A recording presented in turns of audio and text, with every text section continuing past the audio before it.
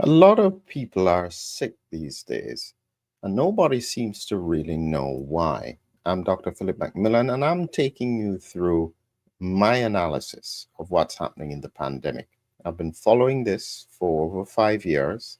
My predictions have largely been accurate, and I was the first to interview Gert van den Bosch, and so I have seen his views over the years, even though it's not considered mainstream.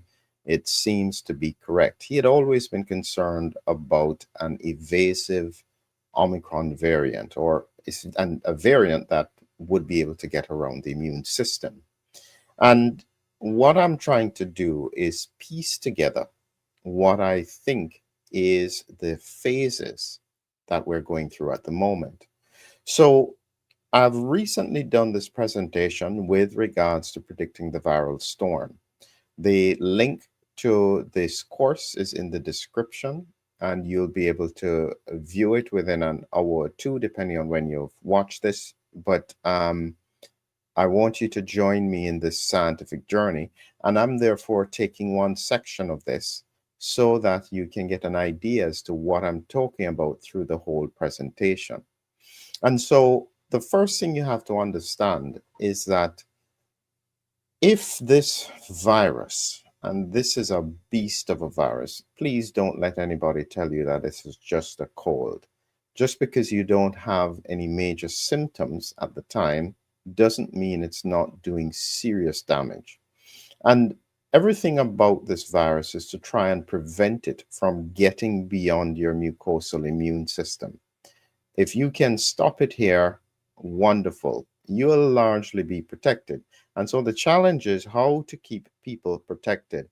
And this is largely why I've also put together Humming Heroes, a simple, strategic way, just with you humming, gives you the science as well as the route that you can do. The link is in the description as well, teaches you about nitric oxide in a story format.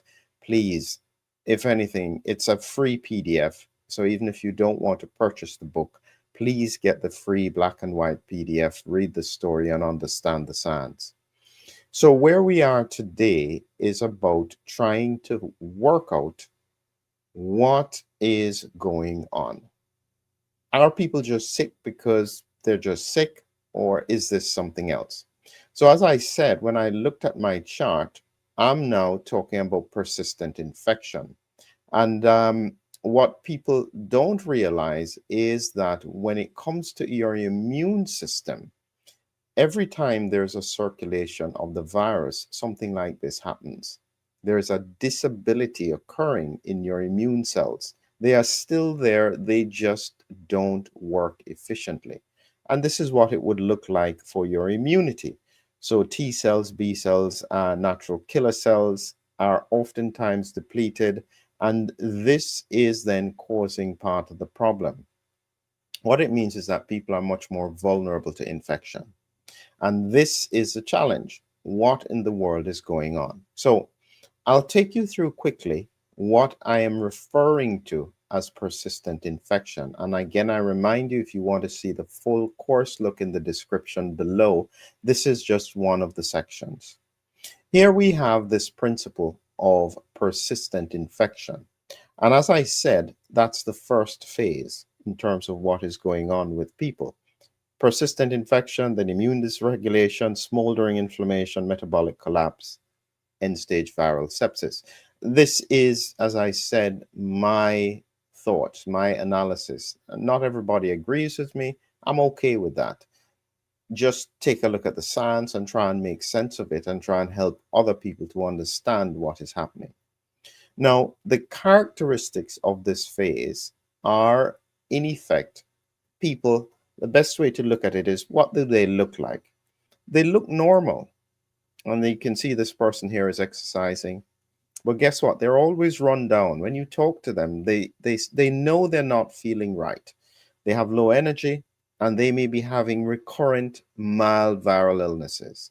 They're still at work, but they're just fatigued. They're trying to do the best that they can. And that's what I describe as that recurring, persistent infection. Sometimes I wonder whether or not people are able to clear the infection completely, especially because it sits in the sinuses, very hard to get rid of if you have underlying sinus disease. So within that framework, you have this ongoing issue going on with a lot of people. Some of the characteristics about them, they may be immunosuppressed on therapy. Sometimes it's just middle-aged people with weak interferon responses. A percentage of them will be unvaccinated with interferon autoantibodies. But truthfully, I predict a large proportion of this is in a vaccinated cohort who have spike related immune responses. And this is why they keep on getting infected.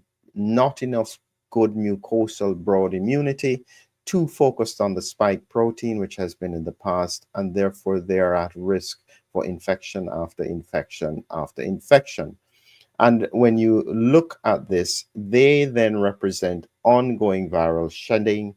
Their interference response is blunted, but they only have mild inflammation. And so many people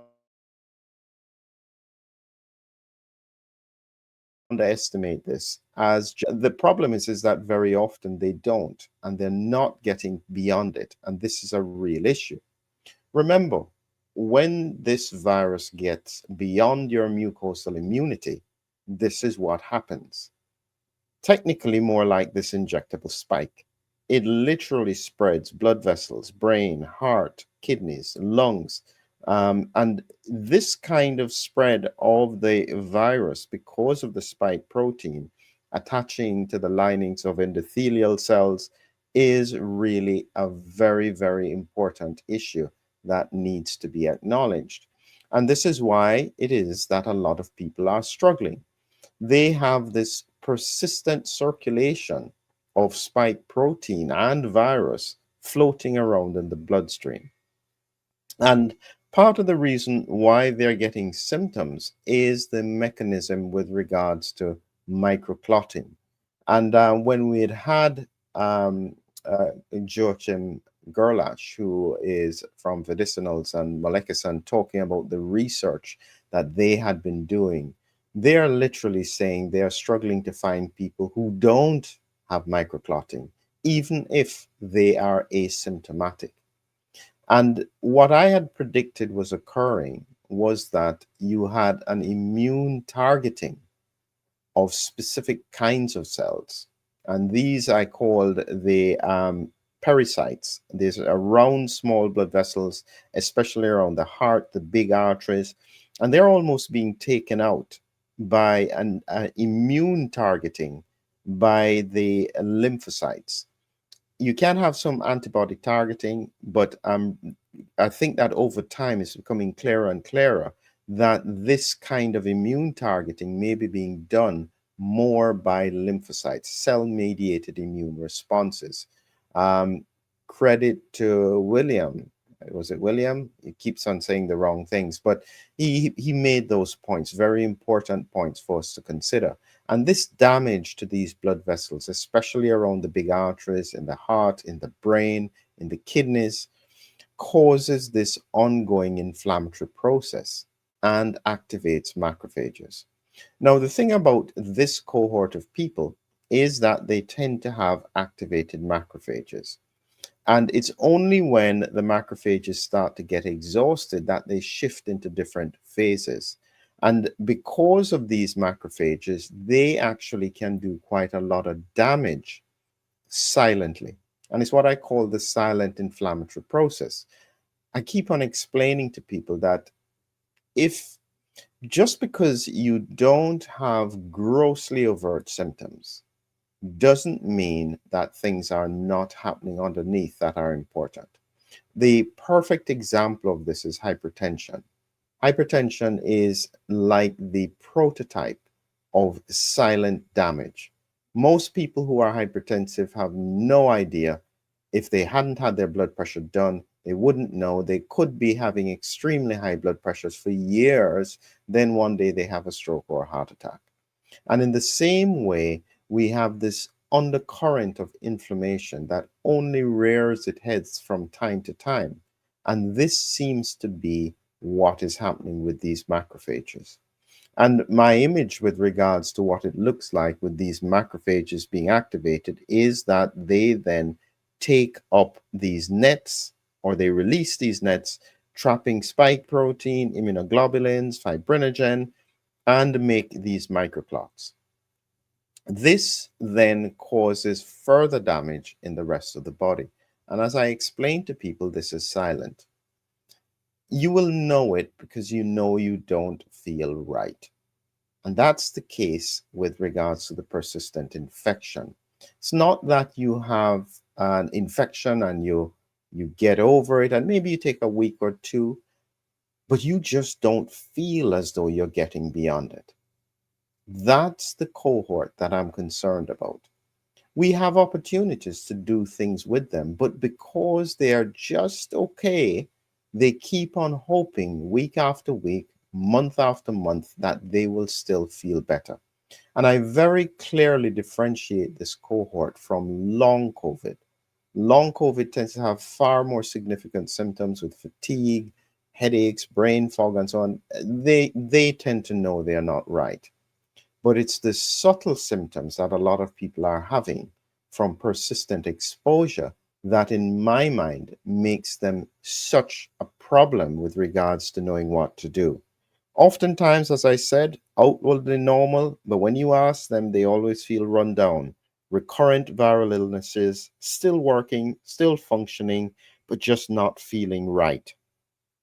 If you want to see the answers for what I came up with, please take a look at the course below. I break it down into a number of different sections. And as I said, this information is my own extrapolation of the science, trying to see if I can find ways to make it make sense. Remember, one of your best defenses against this virus is to prevent it from infecting your sinuses. Please don't forget humming heroes. Humming is such a simple way to raise the nitric oxide in the sinuses and therefore protect yourself from infection. Nitric oxide is antiviral, it's antibacterial, it's anti-inflammatory. Your body needs it, your blood vessels need it. These are simple strategies that everyone can do. Please make sure that you take advantage of it. Over the next few weeks and months, I'll continue to talk about different aspects of this, but please, if you want to join this course, look in the description below. We'd be happy to share more information with you. Have a great evening.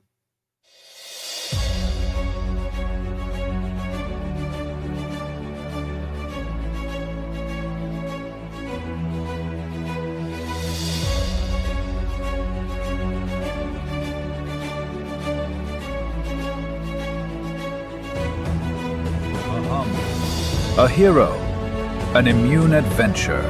Humming Heroes, your lyrical guide to the body's defenders. Now on Amazon. Check the links below.